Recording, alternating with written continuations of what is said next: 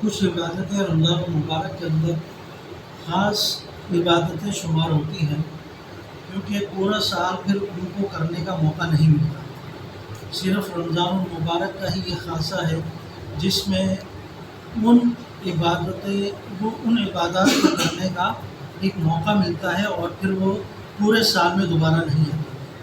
اگرچہ کچھ عبادتیں ان میں سے آ جاتی ہیں، لیکن اس کی صورت، اس کی حالت تھوڑی سی چینج ہو جاتی ہے۔ جس طرح سب سے پہلے رمضان المبارک کا روزہ ہے، یہ روزہ اگر ایک مرتبہ آ گیا ہے تو پھر پورے سال میں دوبارہ نہیں آئے۔ آپ یہ کہہ سکتے ہیں کہ ایک نفلی روزہ میں رکھتا ہوں، تو نفلی روزہ اور فرض روزے کے اندر زمین آسمان کا فرق ہے۔ یہ اللہ رب العزت کی طرف سے فرض کیا گیا ہے، اور ایک اور حدیث میں آتا ہے کہ اگر کسی شخص نے رمضان مبارک کا ایک روزہ چھوڑ دیا تو وہ پوری زندگی روزے رکھتا رہے، لیکن اس ایک روزے کا کفارہ نہیں کر سکتا، اس کی قضا نہیں کر سکتا۔ تو یہ رمضان المبارک کا جو روزہ ہے یہ اپنی زندگی میں ایک ہی مرتبہ آتا ہے، اور اس میں اس طرح کی عبادات میں سستی یا کاہلی نہ ہو۔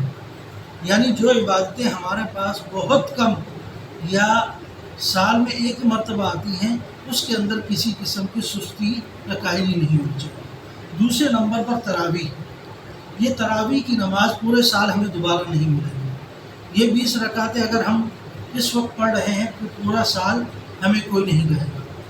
تیسری عبادت ہے جماعت کے ساتھ وتر کی نماز پڑھنا، یہ بھی پورا سال ہمیں نہیں ملتی، صرف رمضان المبارک کے اندر ہی ہم جماعت کے ساتھ وتر پڑھتے ہیں۔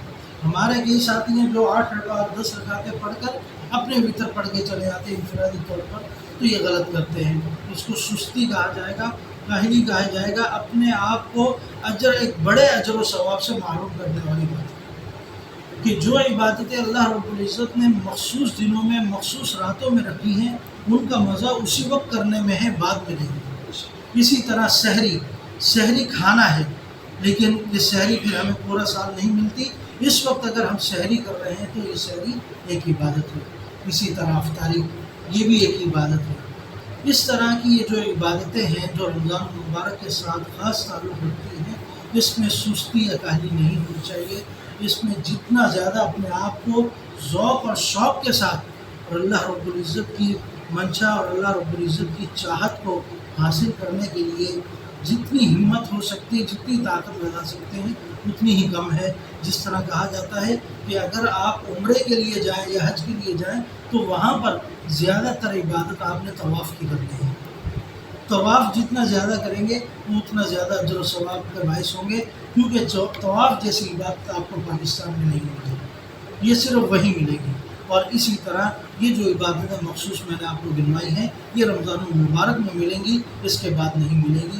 تو اسی میں اپنے آپ کو اللہ رب العزت سے گناہ بھی بخشوانے ہیں اور اللہ رب العزت سے اجر و ثواب کے مستحق بھی بننا ہے۔ اللہ تعالیٰ